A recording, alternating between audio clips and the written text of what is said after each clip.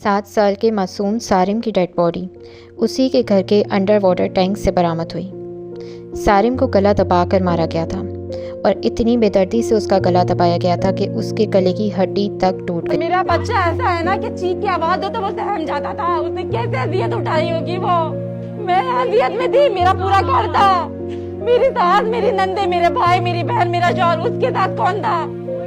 कोई नहीं था। उसने अकेले उठाई अजियत, वो अकेले उठाई उसने। मैंने बोला था जिंदा छोड़ दो, मैं कसम खाती हूँ, मैं माफ कर देती मैं उसे। और रिपोर्ट्स के मुताबिक सारिम को ज्यादती का निशाना भी बनाया जा रहा था। सारिम नॉर्थ कराची की एक बिल्डिंग में रहता था। बिल्डिंग कई मंजिला ऊंची थी और बिल्डिंग के बाहर का गेट हमेशा बंद रहता था, यानी कोई भी नामालूम अफराद बिल्डिंग के अंदर दाखिल नहीं हो सकता था। लेकिन फिर आखिर सारिम के साथ इतना बुरा कैसे हुआ? 7 जनवरी को सारिम अपने भाई के साथ मदरसे पढ़ने गया, जो कि बिल्डिंग के अंदर ही मौजूद था। लेकिन फिर 4 बजे के करीब सारिम का भाई तो घर वापस आ गया, मगर सारिम नहीं आया। फिर सारिम के वालिदैन ने उसे ढूंढना शुरू किया। बिल्डिंग के कैमरास में कोई रिकॉर्ड मौजूद नहीं था, क्योंकि जिस वक्त सारिम लापता हुआ उस वक्त बिल्डिंग की लाइट गई हुई थी। सारिम के वालिदैन ने कुछ इंटरव्यूज़ भी दिए और वो इंटरव्यूज़ बहुत वायरल हुए, क्योंकि उसमें उसके वालिदैन का दुख साफ महसूस किया जा सकता था। इन इंटरव्यूज़ के बाद पब्लिक ने भी सारिम को ढूंढने के लिए आवाज़ बुलंद की और फिर 18 जनवरी को सारिम की लाश वाटर टैंक से बरामद हुई। लेकिन जब सारिम की गुमशुदगी की रिपोर्ट पुलिस में दर्ज कराई तो वाटर टैंक को पहले भी चेक किया गया और वहाँ पे कुछ मौजूद नहीं था।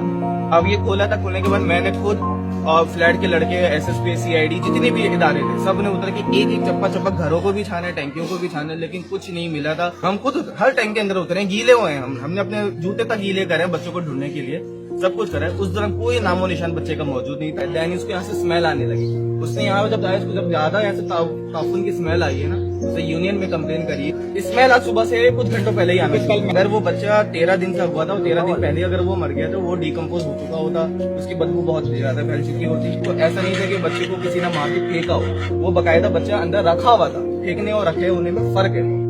जैसे 11-10 के करीब जो है यहाँ से शोर मचा है बच्चे की तरफ। जो हमारा वॉल मैन है साथ, वो यहाँ पे पानी चढ़ाने के लिए आया था। पहले तो इस ब्लॉक में चढ़ाया, इस ब्लॉक में चढ़ाया, दैन उसको यहाँ से स्मेल आने लगी।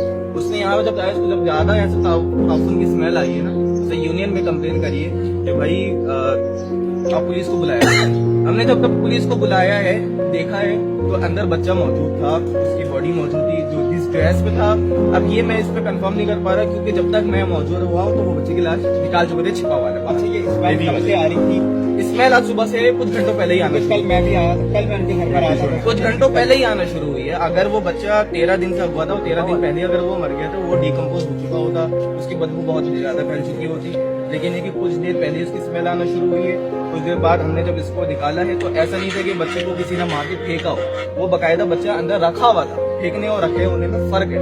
वो बच्चा अंदर रखा हुआ था, साथ में मुकम्मल डूबा नहीं था, डूबा हुआ भी नहीं, रखा हुआ था। अंदर सीढ़ियां लगी हुई है। मैंने इन्वेस्टिगेशन वालों से ये मतलब के अंदर जो पानी जिसमें भरा हुआ होता है, पूरा पानी इसमें भरता नहीं है, इस्तेमाल होता है टैंकी, लेकिन लिमिटेशन होती है कि कभी कभी डूबा हुआ, आधा डूबा हुआ होगा, ये चीज। बाकी छिपा वाले भी उसको ले गए हैं। पहले रिपोर्ट्स के मुताबिक सारिम की डेड बॉडी कोई 3 से 4 रोज़ पुरानी थी, यानी सारिम को कोई 13 या 14 जनवरी को कत्ल किया गया था और सारिम अपनी गुमशुदगी के 1 हफ्ते बाद तक जिंदा था और पुलिस उसको ढूंढने में नाकाम रही।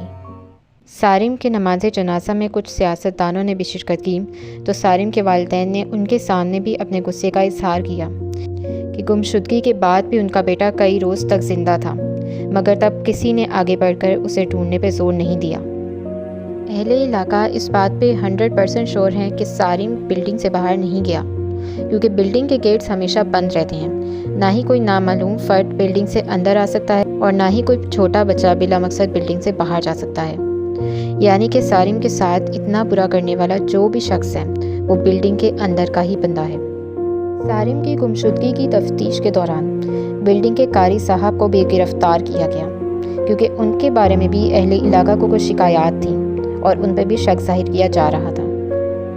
लेकिन फिर उन कारी साहब को छोड़ दिया गया। लेकिन सारिम की डेड बॉडी मिलने के बाद उस कारी को दोबारा से गिरफ्तार किया गया, जिसकी वजह ये है कि उस कारी के मोबाइल से कुछ नाजेबा मवाद मिला और अहले इलाका को भी उससे शिकायत हैं। इसके अलावा भी सारिम के वालिदैन का एक करीबी अजीज़ है जिसको इसी शक में गिरफ्तार किया गया है। इन दोनों से ही तफ्तीश जारी है, लेकिन सारिम के साथ जो इतना बड़ा जुल्म हुआ, कई रोज़ तक जो हैवानियत वो बर्दाश्त करता रहा और फिर उसने अपनी जान भी गंवा दी, उसकी मज़ाहमत कोई भी नहीं कर सकता। सारिम एक 7 साल का नाजुक जान मासूम बच्चा था और अपने 3 भाइयों में दूसरे नंबर पर था। सारिम के वालिदैन ने ये सोचा भी नहीं था। उनका भी यही ख्याल था कि जब तक उनके बच्चे इस कम्युनिटी के 4 दीवारी के अंदर हैं वो महफूज हैं, लेकिन उन्हें क्या पता था कि इस बिल्डिंग के अंदर ही हैवान रहते हैं। और अफसोस कि पुलिस के पास भी कई दिन की मोहलत थी कि वो सारिम को ज़िंदा तलाश कर सकते थे, मगर वो इसमें नाकाम रहे। अब सारिम के कातिल को तो तलाश किया जा सकता है, लेकिन वो मासूम बच्चा वापस नहीं आ सकता।